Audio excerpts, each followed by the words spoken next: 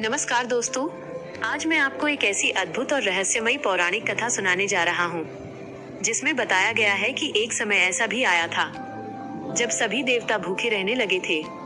सोचिए, जो देवता पूरी सृष्टि को चलाते हैं, जो वर्षा करते हैं, जो पृथ्वी पर जीवन बनाए रखते हैं, अगर वही भूखे हो जाएं, तो क्या होगा? आखिर ऐसा क्या हुआ था कि देवताओं को भोजन मिलना बंद हो गया? और फिर ब्रह्मा जी ने इसका क्या समाधान निकाला? आज की ये कहानी बहुत ही रोचक होने वाली है, तो वीडियो को अंत तक जरूर देखिए। देवताओं की दुख भरी हालत बहुत समय पहले की बात है। ब्रह्मलोक में सब कुछ शांत था, चारों ओर दिव्य प्रकाश फैला हुआ था। उसी समय अचानक सभी देवता ब्रह्मा जी के दरबार में पहुँचे, लेकिन आज देवताओं के चेहरे पर खुशी नहीं थी। उनके शरीर कमजोर दिखाई दे रहे थे, चेहरों की चमक गायब हो चुकी थी, आंखों में थकान साफ दिखाई दे रही थी। उन्हें देखकर ऐसा लग रहा था जैसे कई दिनों से उन्होंने भोजन नहीं किया हो। ब्रह्मा जी ने जब यह देखा तो वे चिंतित हो गए। उन्होंने तुरंत पूछा, हे देवताओं, तुम सब इतने दुर्बल और उदास क्यों हो?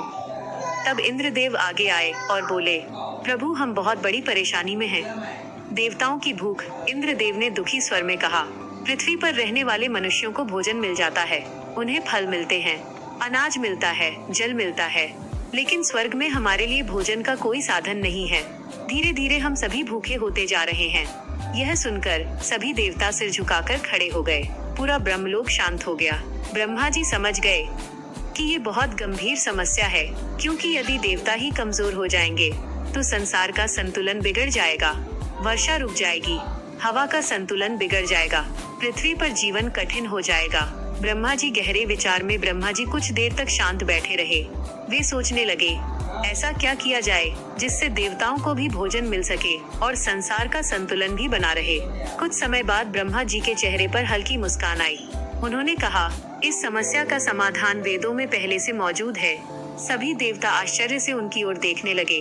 अध्याय: यज्ञ का रहस्य। ब्रह्मा जी बोले, आज से पृथ्वी पर रहने वाले मनुष्य यज्ञ करेंगे। वे अग्नि में घी, अनाज और आहुति अर्पित करेंगे और अग्नि देव उन आहुतियों को सीधे तुम तक पहुंचाएंगे।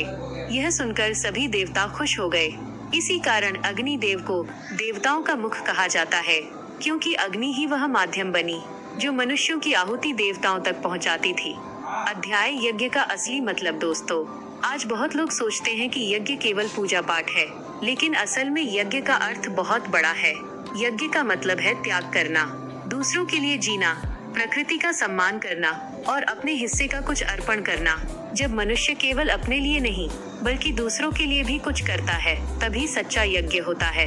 अध्याय: देवताओं का आशीर्वाद। ब्रह्मा जी ने देवताओं से कहा, जब मनुष्य यज्ञ करेंगे तब तुम भी प्रसन्न होकर पृथ्वी पर वर्षा करना, अच्छी फसल देना, मनुष्यों को सुख और समृद्धि देना। यानी मनुष्य देवताओं को आहुति देंगे और देवता बदले में पृथ्वी को जीवन देंगे। यही प्रकृति का नियम है, यही संसार का संतुलन है।